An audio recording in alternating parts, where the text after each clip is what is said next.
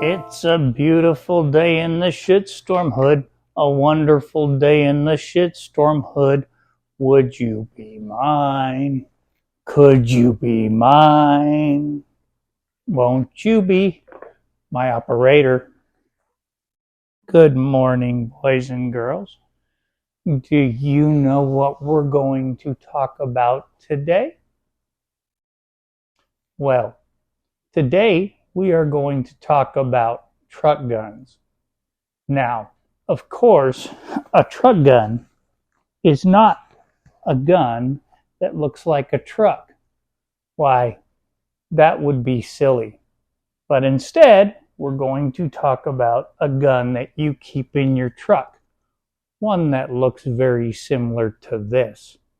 But before we get started, we need to go to the land of make-believe and talk to Lady Insane Rothschild and find out what she would like to do today.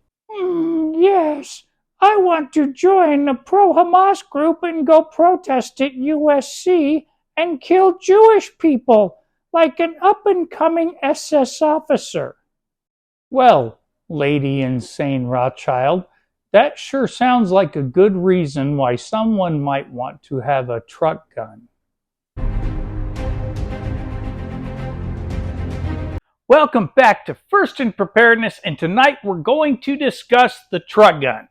Now, I'm going to discuss what I personally, or my personal strategy or approach to a truck gun is, and I'm going to discuss things that I think actually might be a better strategy when you're looking at building or purchasing a truck gun. Now, I have two examples here. I have this old Palmetto State Armory. It's a 16-inch barrel with a mid-length gas system. I actually purchased this, I don't know, I want to say around 2014, right when, mid-length gas systems started getting popular. So I went ahead and tried it out. Obviously, I was very happy with it. Now this, as I stated before, was my first truck gun.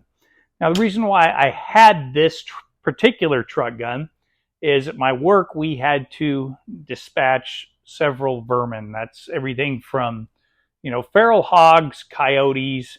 Look, that rabbit's got a vicious streak a mile wide. It's a killer. Things that weren't necessarily good for the deer population. The area that I worked in was 1,000 acres of basically wilderness. So, needed a truck gun. Now, I also wanted a rifle that was relatively inexpensive for the reason of, if it did get stolen out of my truck, I wasn't going to be out, $2,000–$3,000. So when I picked this up, like I said, it is a Palmetto State Armory. It had a premium upper. I don't know, it was their standard, I guess, mil-spec lower. And I put a cheap, 1-4 primary arms scope on it with a Burris mount. To say the least, I have ran the absolute shit out of this gun. Out of all my ARs, I probably have the most rounds through this. Probably, 3,500 rounds or so through it. It's been used in competitions. It's had to hand it to a friend of mine. When his rifle went down for a competition, he actually used it for his 2-gun or multi-gun. I used to shoot this thing at our work range basically weekly. So I've ran a lot of rounds through it. Now, I know everybody's going to say, well, it's Palmetto State Armory. No, it's not reliable. No, it's a piece of shit. I own 2 Palmetto State Armory rifles, this one and this one in particular. I've had a couple in the past that I've sold. Not once have I had any sort of malfunction with any of those rifles, and I've got a ton of rounds through this. Now, is Palmetto State the nicest rifle? Absolutely not. I mean, there's typically a lot of play between the upper and lower. And it's like I said, it's a starter rifle. Consequently, it's also a very inexpensive rifle. So if you lose it, you're not going to be crying over spilt milk. With that being said, I have a couple of different ARs that are quite a bit more money than these. Everything from Colt to LaRue. But I'll say this, the Palmetto State Armory, it's been solid, man. So moving on. So in the summer of 2020, I was going to be traveling to Kentucky during a time and in a place where we experienced the Summer of Love, or mostly peaceful protests. So with that, when I was going to be traveling, I decided, well, I need something, a little more compact, something that I can travel with. So then I built this, or I didn't build it, I put it together. This is another Palmetto State Armory build, 10.5. This is just the nitrided barrel. It's just got their regular run-of-the-mill mil-spec lower. I did, however, put an arrow bolt in this, so the heart of the gun was a little bit of an upgrade over the Palmetto State Armory one. And also I put on a Primary Arms red dot. This thing's been pretty solid for the last 4 years that I've owned it. Then I put a pair of backup sights on it, put a BCM hand grip. I'm actually starting to like these things a lot. When I first got this, I wasn't overly impressed with how it worked, but I've kind of fallen in love with it lately. And then the other upgrade that I did, well, I didn't have to, but it made the gun look a lot cooler, was Geisley had a tremendous Thanksgiving or Black Friday sale on this thing, which is, I don't know, I think it's the Mark 14 rail. Not real sure, let me see. Yep, Mark 14. And it was like $120 for it. So it was a deal I couldn't pass up. I wasn't really going to free float this or put a handguard on it. I was just going to leave the A2 front sight post on there. But since it was cheap and I like a cool looking gun, this is what I ended up with. Now, this is obviously chambered in 223. Both of these firearms are chambered in 223 or 5.56, whatever flavor you want to call it. And there's a reason for that. I know that there's probably better calibers than that. But for the sake of keeping things simple, and I'm not a big fan of complexity, I only really stock two rifle rounds or calibers, and that's 223, 5.56, 308, or 7.62. So I have a fairly simple strategy in how I store, or I guess hoard my ammo, as the anti-gun people would say. So this is a 5.56. Now, being a 10.5, obviously it's pretty much the shortest I would ever go on a 5.56 gun.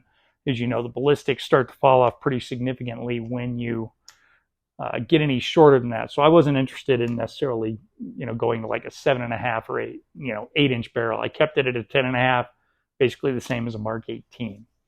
I only have probably about 500 rounds through this particular pistol.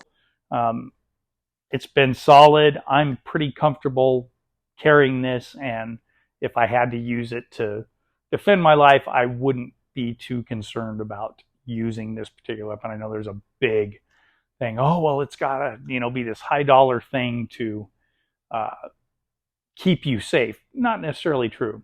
The other thing I did switch out is the flash hider up here. I forgot what brand it is, but it was the shortest on the market. At night, this thing does create quite a fireball. It also has the, I guess what you call it, the blast forward device that screws onto this too. So if I'm shooting it at a range or something like that, it typically does help mitigate some of that massive blast a little bit, and also that concussion. These 10.3s or 10.5s, they do make quite a blast, and they are extremely loud. So let's get into the discussion. As I stated before, I kept this in 223.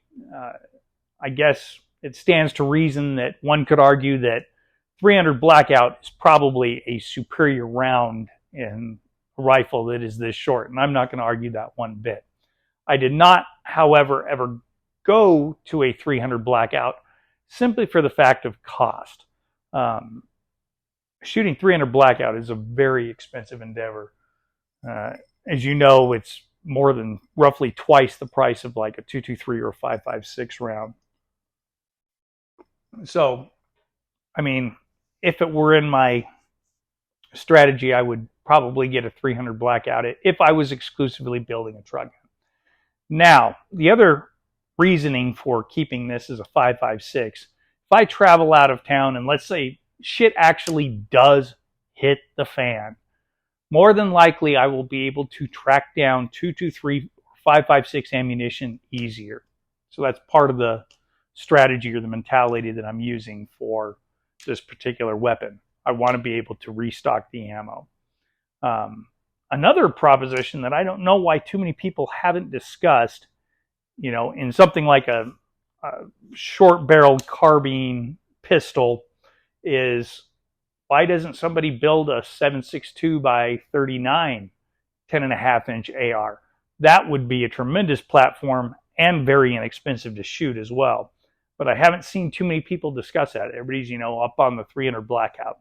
Well, another cheap option if you're going to build a truck gun could very well be the 7.62 by 39 and a 10.5-inch barrel. Ammo's cheap, and in my opinion, is probably a better short-range round than, a 5.56 is at least. I think you'd have a decent argument questioning whether or not 300 blackout versus, 7.62 39. And I don't know which one would be better, honestly. I'll have to do some ballistics research and get back to you on that. But let me give you my opinion on some other things. Obviously, some people want to, run pistol caliber carbines. I'm not opposed to that, or I don't think it's a bad idea in terms of continuity. If your everyday carry is a 9mm, I could see the reasoning why you would want to have a pistol caliber carbine. However, if I'm going to carry something that's similar to the size of a rifle, I would rather have a rifle round, I guess you'd say, to use as self-protection.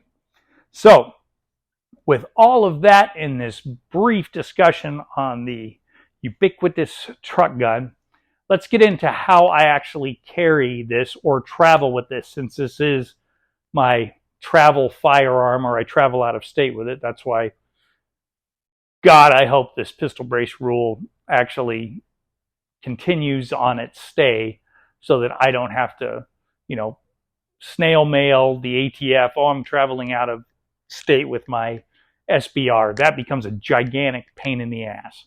And if that's the case, if they actually did end up banning pistol braces, I would just simply take it off. I have actually shot these with just the buffer tube on them. I can shoot them just fine. The brace is nicer, obviously, but it's not the end of the world. And that would not stop me from carrying this if I am traveling. Like I said, I do like to have that rifle caliber to protect my ass, so to say. So let's go into what I carry this when I travel. So in the event that I travel out of town and decide to carry my truck gun, I purchased this on Amazon. It's a fairly pistol caliber carbine rifle case, and I think it was only like 24 bucks. I ended up gluing some additional webbing on the bottom to kind of protect it as it sits on the ground, because it did get a small hole in it. But since I've glued that on, I've had no issues. Obviously, it can hold 4 mags. Typically, I'll carry 2. Inside this extra pocket, I will carry an extra box of ammo. And on this side, I will carry this is the, well, not flash hider, but blast deflector. I will carry a small, basically TRL-1 stream light that I can put on there very quickly. It's very compact. I know this was made for handguns, but it does actually work for a rifle too, if you can see that. And it's small enough that I can travel with it. It doesn't take up a whole lot of room. Let me just unscrew it here and take it off real quick. Sorry for the delay. And take the blast deflector off. And you will see that this firearm fits nice and snugly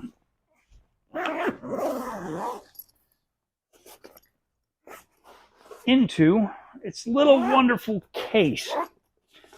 Now, I know it's not the most inconspicuous thing, and people often look at you as you're walking into a hotel with it, but I'm not too worried about that. I'm not too concerned. I'm simply a law-abiding citizen, exercising my Second Amendment rights to protect my own ass. Now, if I'm trying to be a little more inconspicuous, I have another method to carrying my pistol, my AR pistol. We'll go over that momentarily. I'll be right back. Now, if I'm trying to be a little more inconspicuous and sporty, I carry my AR pistol in the infamous Wilson tennis racket bag. We'll give you a nice example here of how this fits in there.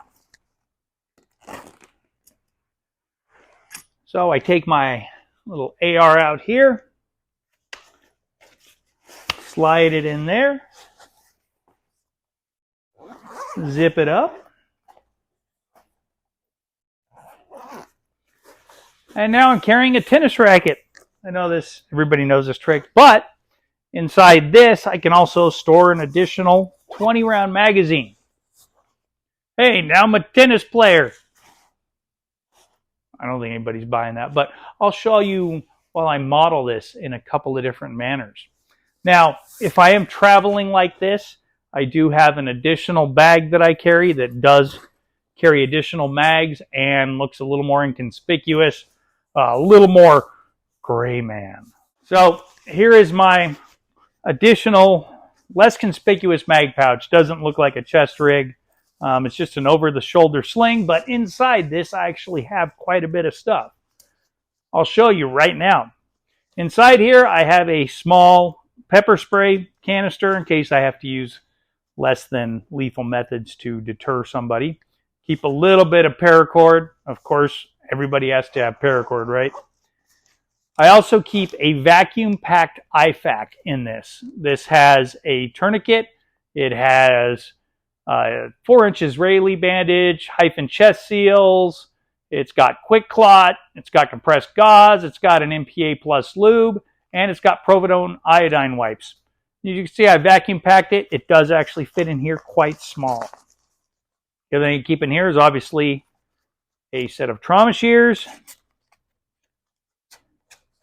Oh, I got it hooked up on my knife. I keep a cheap Chinese little knife in there, and I keep a small Streamlight pen light in there as well.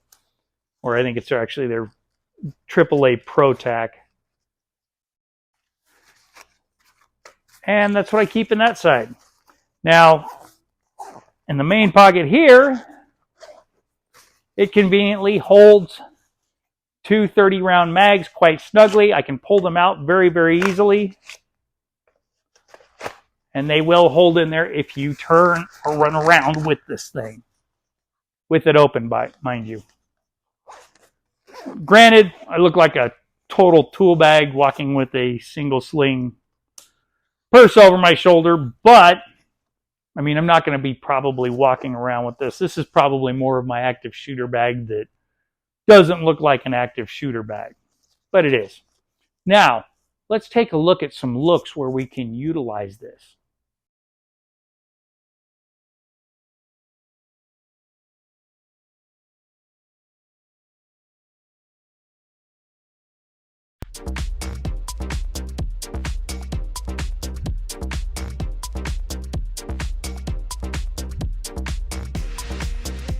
Well, folks, there it is. My opinion and my strategy that I take on the truck gun.